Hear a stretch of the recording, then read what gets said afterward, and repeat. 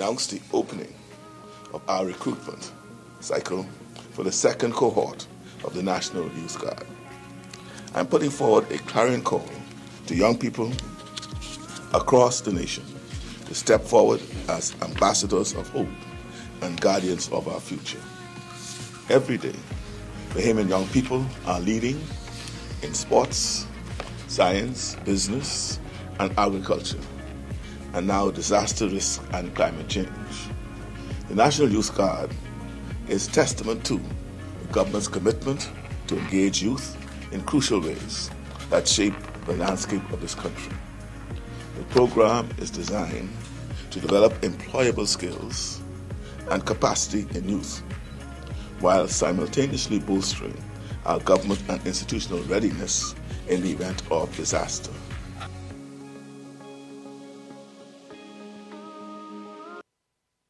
The Office of the Prime Minister Press Office is the primary liaison between the Fourth Estate and the Office of the Prime Minister and Cabinet. Every day, we are working to build a more inclusive economy and a stronger, safer country. Hear all of the latest developments as the Davis administration carries out the broad mandate of progress and change. Our live weekly press briefings provide full access to current newsmakers on the most topical issues of the day. We facilitate prompt responses from cabinet ministers on the latest reports and get answers on the issues that matter to you. Will any penalties be levied against the OPM Press Now, keeping you in the know.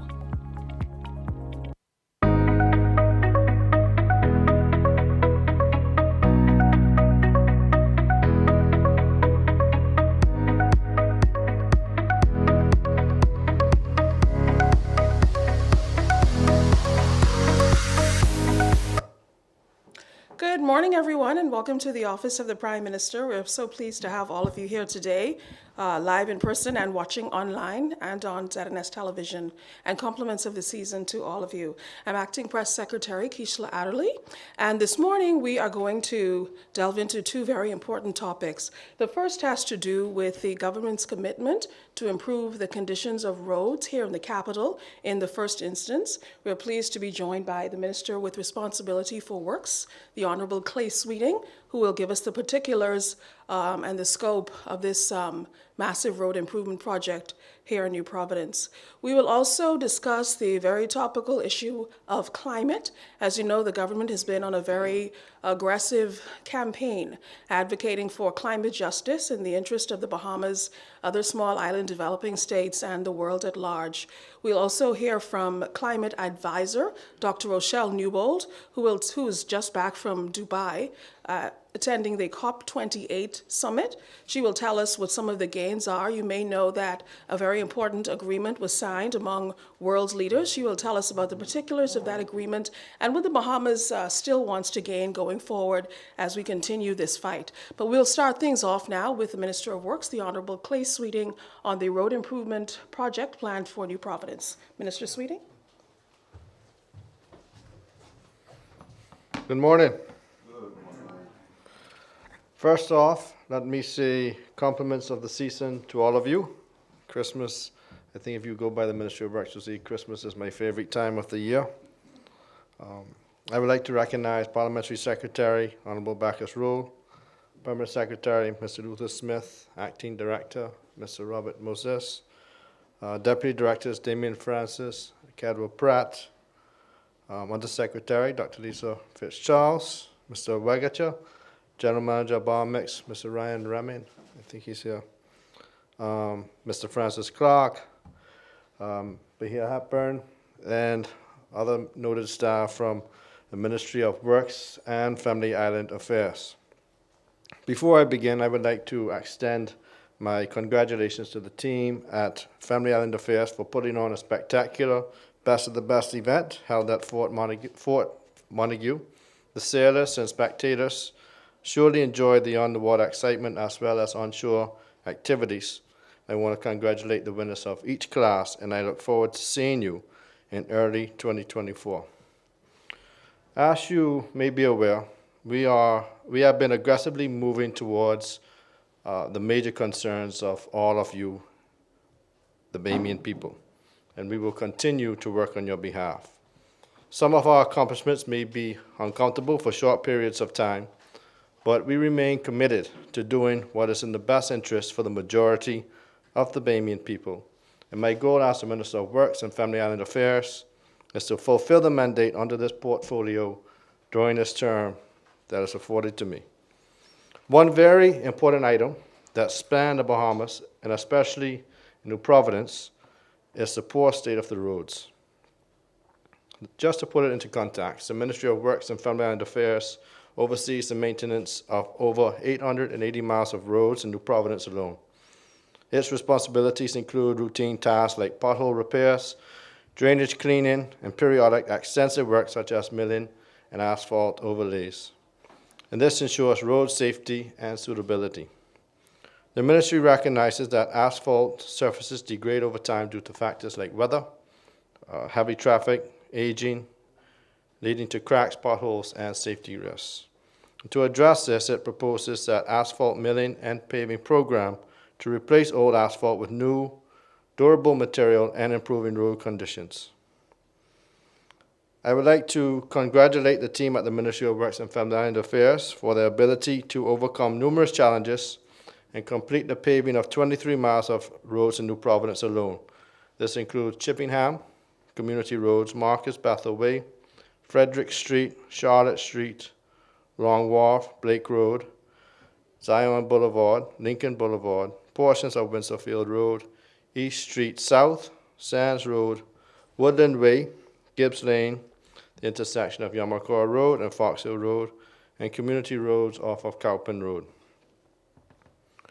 Now let's get to the meat of the matter. The main reason we are here today is to announce a serious, aggressive New Providence and Family Island roadwork program.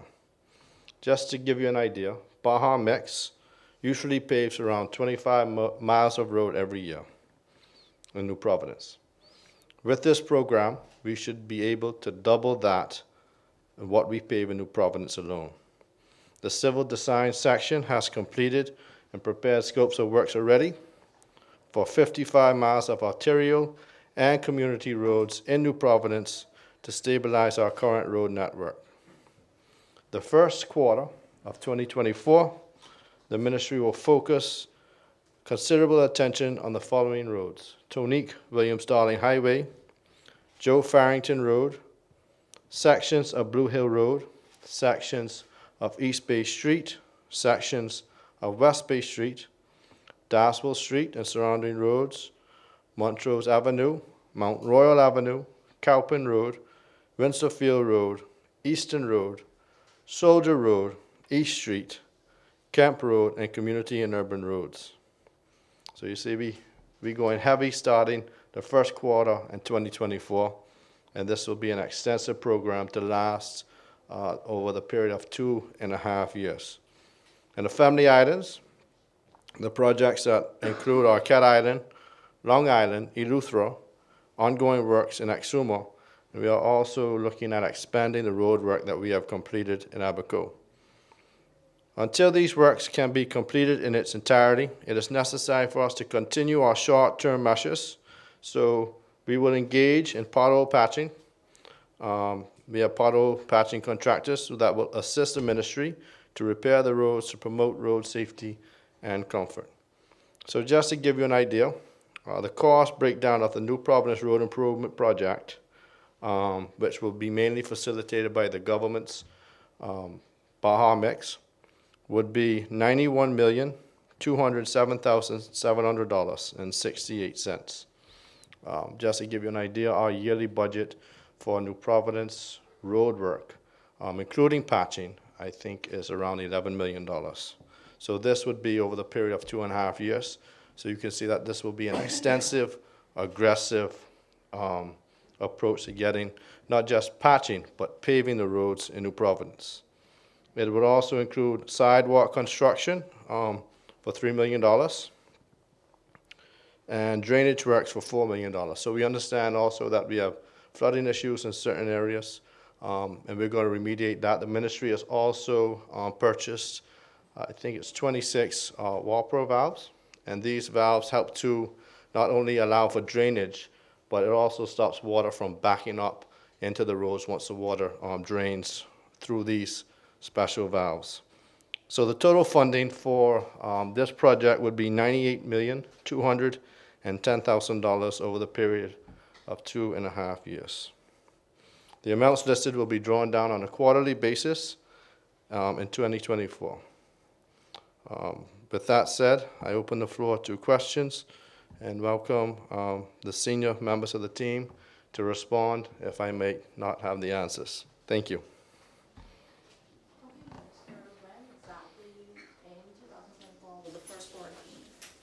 It's starting in January. Yeah, so we'll start January. We already identified some roads, but this will be an aggressive program. So you should see not only patching, but road paving. You have mentioned the problem of drainage. You would have also mentioned East Bay Street. Does that take care of that area of East Bay that is always inundated with water? By Dassel Street, yes. So the team at the ministry has already put together a plan for that area. I think the budget for that area, if I remember correctly, is around $2 million to alleviate that drainage issue. If you would also notice that the team has been out there cleaning a lot of the drains that has been left for some time. I think in some areas they found as high as 6 feet of debris in some of the drainage facilities out there. So that would include that. Will the plans also include the lighting, particularly for family islands like Abaco, for example, or eventually phased into more lighting on those family islands? Well, it would include striping and cat eyes. On islands such as, say, Eleuthera, you have 110 miles of main road besides settlement roads. So to light the old island would be very difficult. But we'll work along with BPL to do that, and we're also looking at solarizing some of that. So like for breaks in between settlements, maybe for curves, we might look at, but that would come, the technical persons would look at that and see the best areas to accomplish that.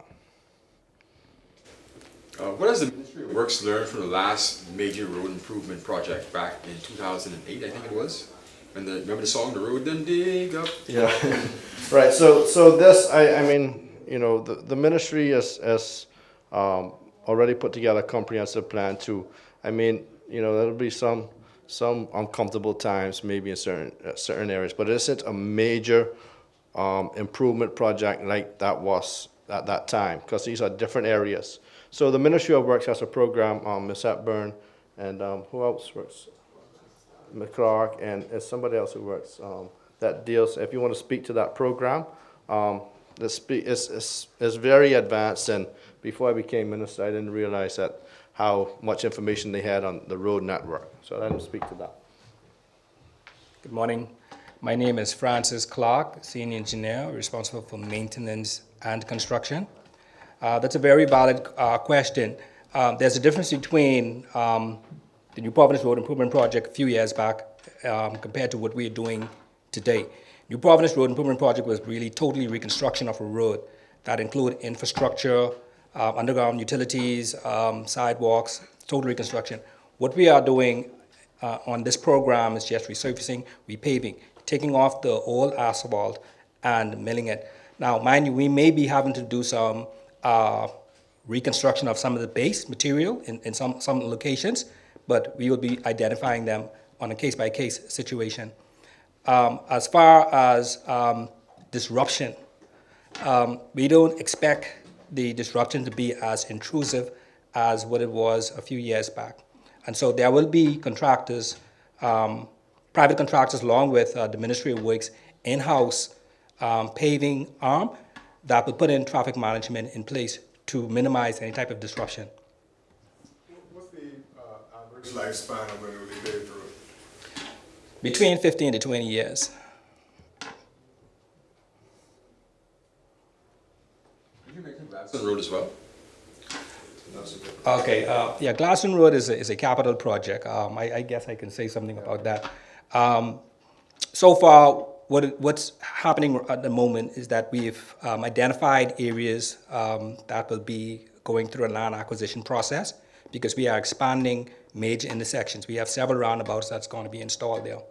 In addition to that, there are some utilities on the eastern side of that right-of-way that need to be relocated. And so the Ministry of Works are in discussions with BPL to have those utilities diverted.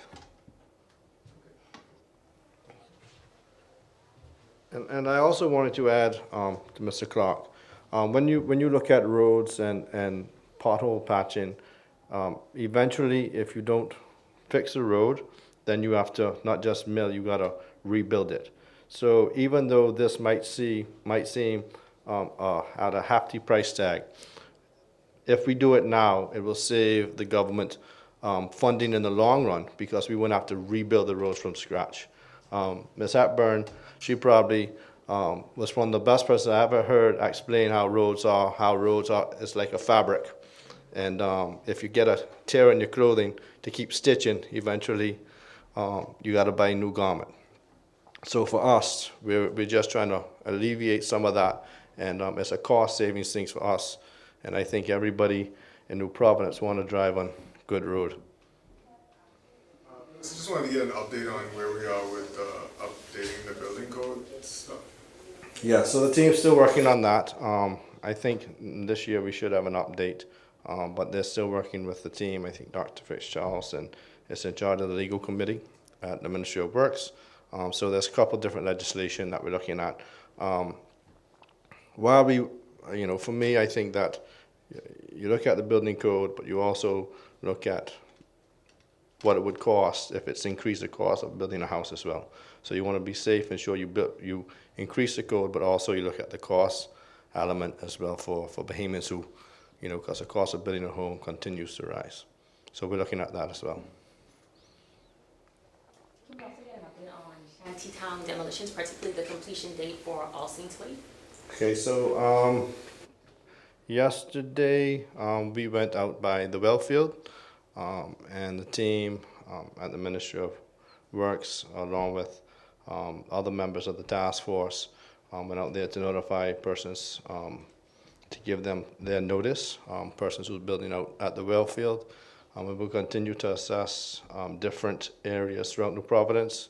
Also in January, the team would travel to Abaco, and we would look at the unregulated communities there, and we'll continue to do it in a way that it's, because we have to ensure that social services, Ministry of Health and Environment has their team to assist in whatever way they can. So we'll continue in January. You'll see a steady progression on how we continue to deal with shantytowns. Anybody else? All right, thank you. Thank you very much, Minister Sweeting and team. We're going to turn our attention now to the issue of climate change, climate justice. As you know, the Bahamian delegation has just overnight maybe returned, well, the remainder of the team returned from Dubai, where they attended COP28. The Bahamas, along with many other countries, celebrated what we consider a major gain in getting agreement with the rest of the world to make some concrete steps toward change and predominantly getting the financing that will allow that to happen. I'm happy to welcome to the podium now Special Advisor on Climate in the Office of the Prime Minister, Dr. Rochelle Newbold, on that agreement and perhaps what the Bahamas would also like to see going forward in terms of getting that agreement or further agreements to another level. Dr. Newbold. That's my shoe. Good morning, Bahamas. The last time I was before you, I presented you with some markers that you would be able to use to evaluate the outcome of the Bahamas' participation at COP. I presented 5 areas. The global stocktake, number 1. The OTAC project with IRENA, number 2. The launch of the Blue Coat Caribbean project through the GCF, number 3. And the Bahamas Sustainable Investment Program, and the final being lost and damage. So let's hear the verdict. The global stocktake, when I explained to you last time, and I will say it again for ease of reference, is an undertaking whereby all the nations of the world would have to do a factual check on the amount of greenhouse gases which it emits. And this was important to aid in our ability to keep that ever identified focus of keeping 1.5 degrees alive, because for island nations that is important. Anything above the 1.5 will result in the melting. Well, we already know the glacial polar caps are melting, the more rapid melting of those caps, and the increasing in sea level rise, as well as storm events, tropical storms, heavy deluges of rain and flooding. These things will become more intense, more prominent, and of course, hurricanes, which we are all quite familiar with. So what happened at the COP as it relates to the global stocktake? The GSD, as it is shortened in its shortened form and responded to, was surprisingly the most contentious issue on the agenda item. The text that was issued on the last day of the conference resulted in major outrage from countries, and it created an extension of the COPs. The COP was supposed to end on the 12th. It did not. It ran throughout the wee hours of midnight into the early dawn of the 13th and well into the afternoon. And in fact, we are still getting residual feedback from that meeting. This was due specifically to the fact of the use of the phrase transition away from fossil fuels. The first COP in the 30-year history was to call for countries to move away from fossil fuel use in general. This should be a no-brainer, as it is a hard-fought issue. Our greenhouse gases globally are predominantly linked to the issue of fossil fuel. But this COP output, the text calls for transitioning away from fossil fuels in energy systems in a just, orderly, and equitable manner, accelerating action in this critical decade so as to achieve net zero by 2050 in keeping with the science. This goes beyond the language that was presented in Glasgow that only called upon nations to phase down unabated coal power and efficient subsidies for fossil fuels. The language proposed in Dubai was not perfect, because island nations like us have called for the complete phase out of fossil fuels, but this was a bridging text. The phase out of fossil fuels is inevitable, and it sends a signal to industries, financiers, and other key partners on this intention. COP is a long game. It rarely is. Everybody can sit in the room and all come to a happy medium about what is to happen now. And the global stocktake was the flagship of that indication. The second thing I presented to you was the grant for IRENA to deal with the issue of renewable energy. During COP28, the special needs and circumstances of small island developing states was again emphasized, in particular, the availability of renewable energy options. While it is reiterated that solar may be a great option in the Bahamas, the issue of wind and the diversification of the energy platform is definitely something that we must look into. We as SIDS are ocean-based nations, and that must therefore call for us to embrace the ocean renewable options like wave energy and or OTEC. Minister Colby Davis and Mr. John Boleg, who were both consultants whose job was to focus specifically on the issue with IRENA, were able to advance the matters of the governments of the Bahamas' OTEC project, specifically on some technical matters for IRENA to finalize the project for funding. For you, I know we in the Bahamas say we want to hide anything, put it in writing. When you write these project proposals and you submit these to these funding agencies, you are not alone in your submission. 193 other countries are also sending in their documents. But it is also important to engage them in person, eye to eye, because sometimes the English translation doesn't go very well. Most often, we live here, we understand there are 17 major islands that we live on. Most often, you will be people who think the Bahamas is one island. And therefore, you don't need this amount of money because it's only one island. But our ability to educate them in person allows them to have an understanding when we say we need $9 million, $20 million, $100 million for something, it's because of the repetitive nature of undertaking that level of work. They consider us part of the Caribbean. Jamaica is one island, Bahamas is one island, everybody else is one island. What you mean, you 17? And that is true, we are 17. And sometimes we need to be there too. Make sure that they have that understanding. Minister Kobe Davis and Mr. Boleg were very much instrumental in trying to get over this back and forth of exchange of questions and answers and just short circuit the whole process to move us much further. Then the third thing, I talked to you about was the launch of the Blue Coat Caribbean project. Under investment in climate resilience in SIDS is particularly visible in ocean states like the Bahamas. Despite the crucial importance of coastal areas and oceans to Caribbean livelihood and economies, the international community has failed to invest significantly in seas and coastal areas. Less than 0.1% of the global ODA up to 2019 was dedicated to the SDG 14.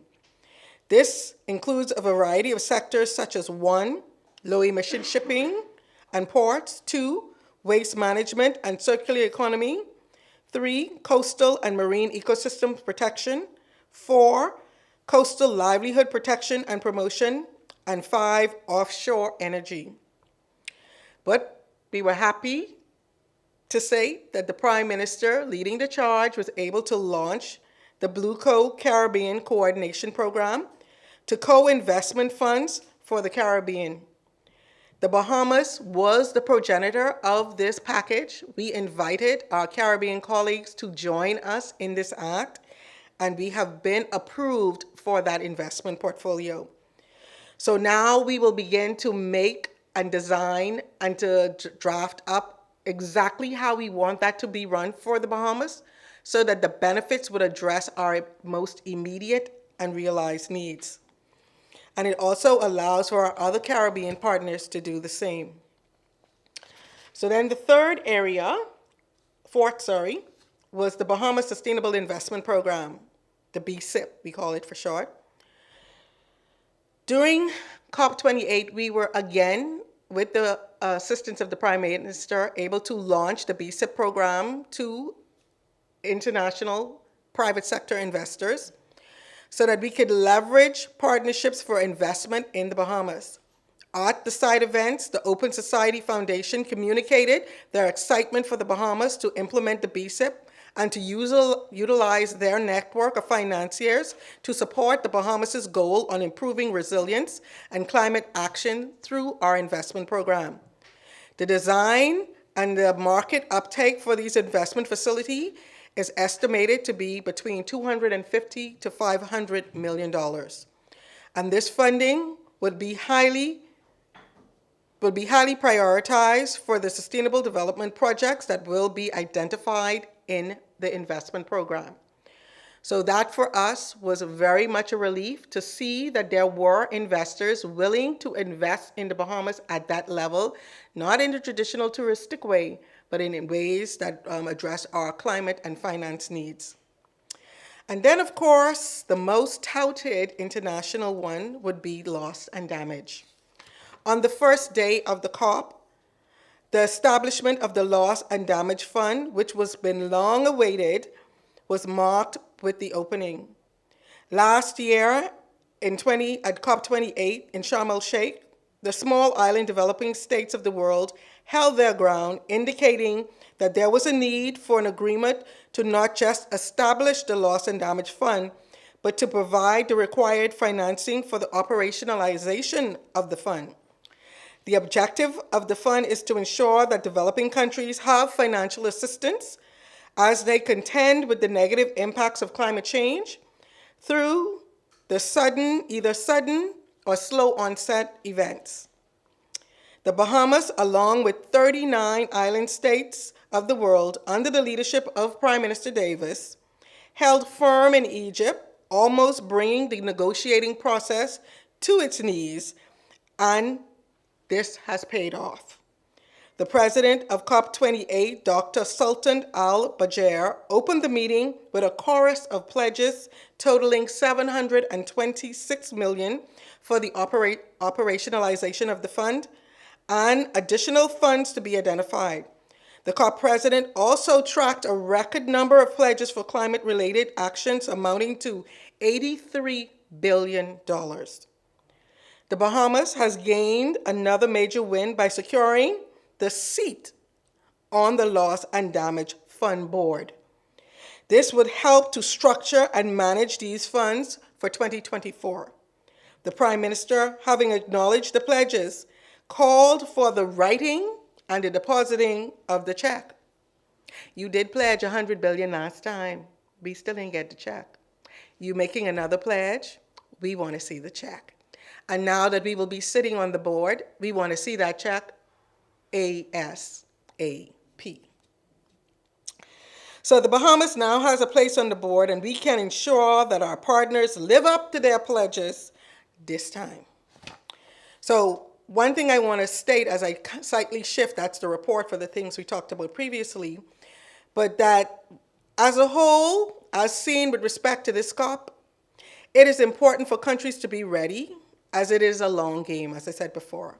But island states don't have the luxury, nor the time, or the resources, so we have to prepare the next generation to understand the road to the future and to prepare to provide solutions to the problems. So with that in mind, we were able to achieve the following. So this was not what I told you last time, but this is something new I'm bringing to you today. As we prepare to build capacity from a national perspective, our youth advancement platform needs to be increased. During COP, we were able to reach an agreement with Climate Youth Negotiators Program and the Climate Change and Advisory Unit within the Office of the Prime Minister for the development of a program between our two entities for an annual formal training of Bahamian youths in the climate negotiating space. The Climate Youth Negotiators Program is just the type of partnership which the government is looking for to enhance youth empowerment and to create a platform whereby they can be trained on the present global issues. We have secured 10 spots for the Bahamas. This program generally only allows 2 per country. And I think that was a testimony of our determination to make sure that we are opening the door and making a clear path for the youth to take their rightful place. The Climate Youth Negotiator Program's goal is to create the next generation of climate change negotiators with skills, knowledge, networks, and resources to deliver on the transformative change. The Bahamas' participation in the program for the first time this year, but this agreement is to be expanded and the number of spaces which the government will support through this Climate Youth Program is to increase. The second such opportunity for youth advancement is the advancement with Deep Science Ventures. The Bahamas initially announced its partnership with Deep Science Ventures back in October of this year. The international launch of the partnership at COP, which seeks to empower Bahamians to solve climate change, was a call for additional partners with financial support. The Venture Science Doctorate is a venture-led PhD program to build our economy.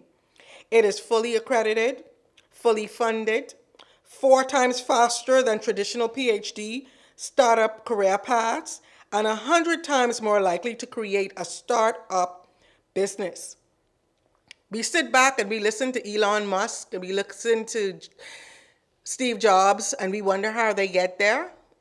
They get there because they have been a part of programs, they have networked with particular individuals, they have access to particular financiers to get their project started, and we need to get our students not sitting at YouTube watching it, but actually engaged in it. We aren't dumb people. we are creative, we're smart, and we need to give our young people the opportunities to have their ideas put on the international markets so that they too can contribute to this issue of climate change from the inside out. Another thing that happened at COP was the graduation of the Bahamas' first AOSIS Fellow.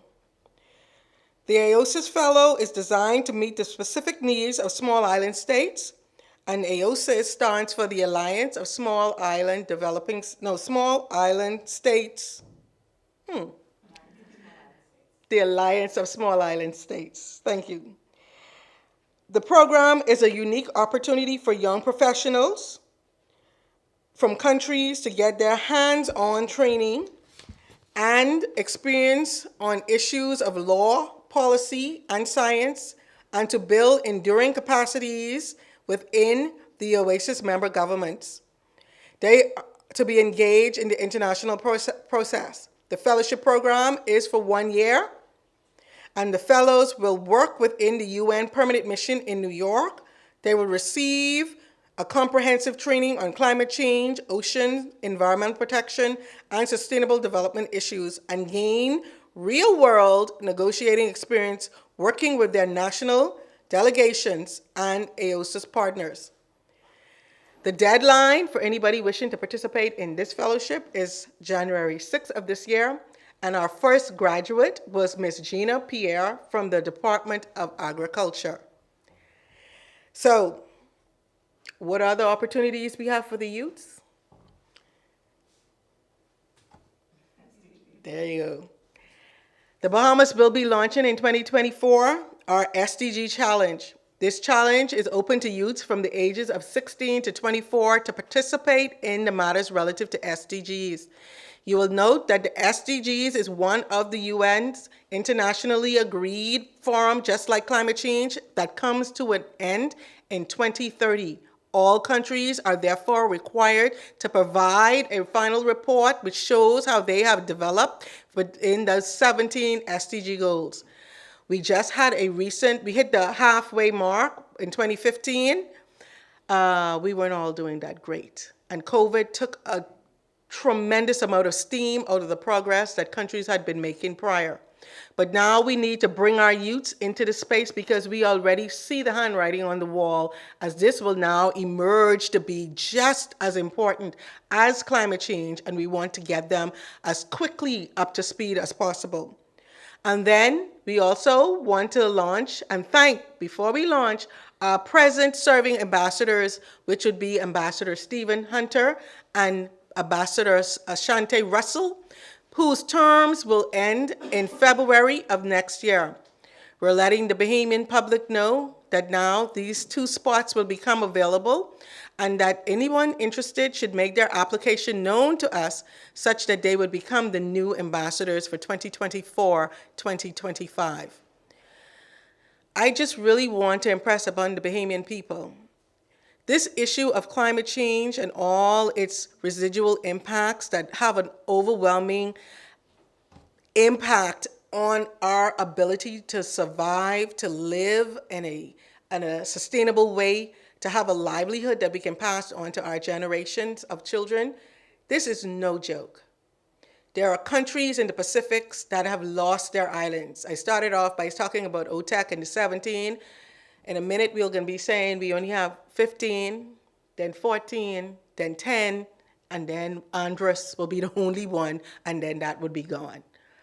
In order to abate and to make changes that are going to affect those things, it would mean that the generations of children that are coming up now need to have an understanding about what the global context of their ability to live on this section of the planet is going to entail. We cannot cuddle them. We cannot graduate them by virtue of age. They must be ready. And if they are not ready, they will be devoured. And nobody cares about you other than you. And if you don't be the change that you want to see, I know everybody beats that to death, we will die. We will be like the Lucayan Indians.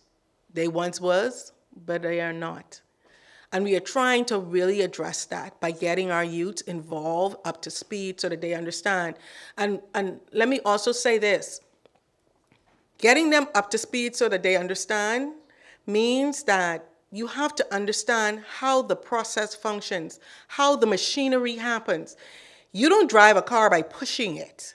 You drive a car by getting in, putting the proper key in the ignition or the button, and you turn it on, and you use the gas and brake pedals to gauge your progress.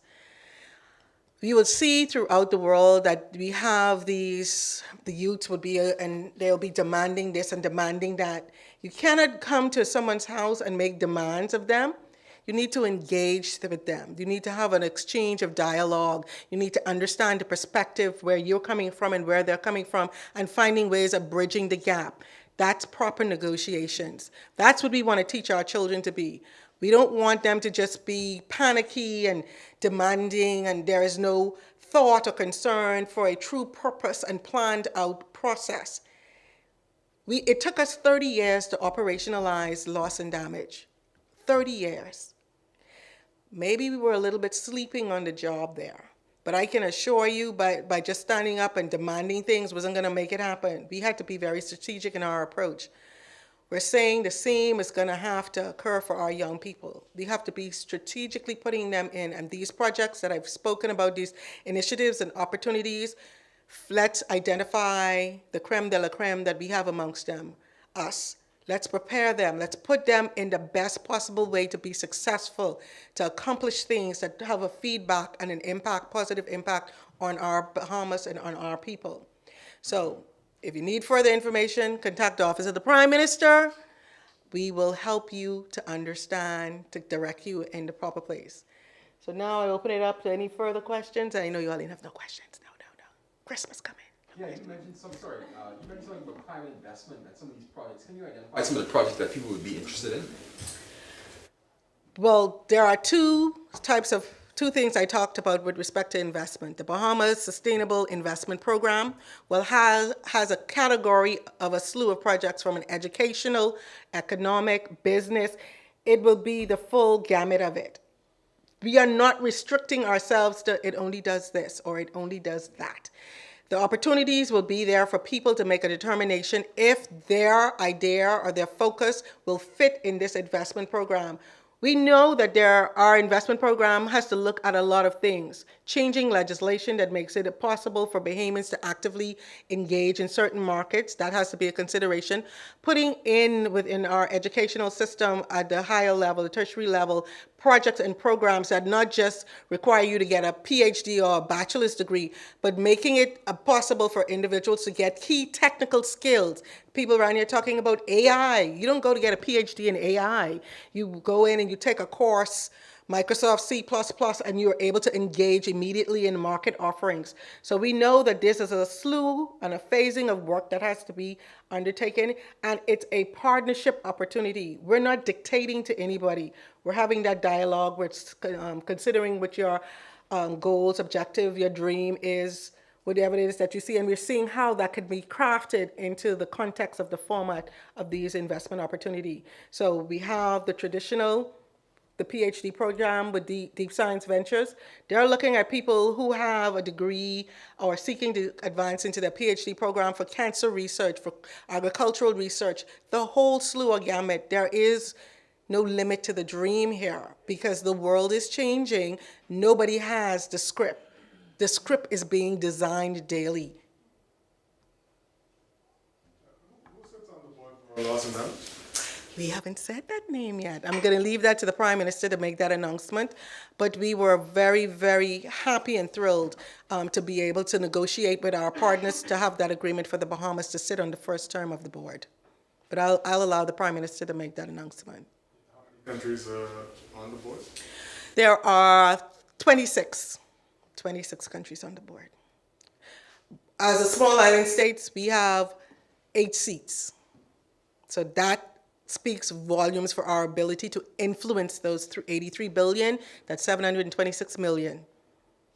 Those are 8 permanent seats for specifically for Yes, seats? they are permanent seats, yeah. No further questions? Are there further questions for Dr. Board? Merry Christmas and Happy New Year, everybody. Thank Thank you very much, Dr. Newbold, for your diligence and passion in this climate justice fight. I just want to give an update.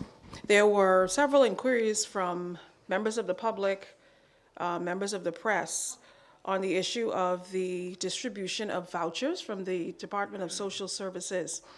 I know that there were some persons who presented to offices this week looking to get their hands on those vouchers, especially as the Christmas season approaches. And the Ministry of Social Services just wants everyone who fits into that category to know that those vouchers will be made available. Of course, the administration would not want to see anyone not having access to those vouchers during the Yuletide season. On a broader note, the Social Services Department is working overtime. Literally, they've extended hours to ensure that those vouchers are distributed. There is also a move to hire about 25 new social services officers. The demand on the office is great, and the department is looking to make those new hires. They're being vetted now so that the department is able to produce a more efficient system. There's also a review and reassessment of that system going on to make sure that the persons who need those vouchers the most have access to those vouchers. So a little movement going on in that area, but the bottom line is the department is working to get those vouchers out to persons in time for the Christmas holiday. And on a broader note, a lot of changes are being made within the department to go through the system to make sure that the persons who need those vouchers have access to them. If there are any further questions, I'll take them now.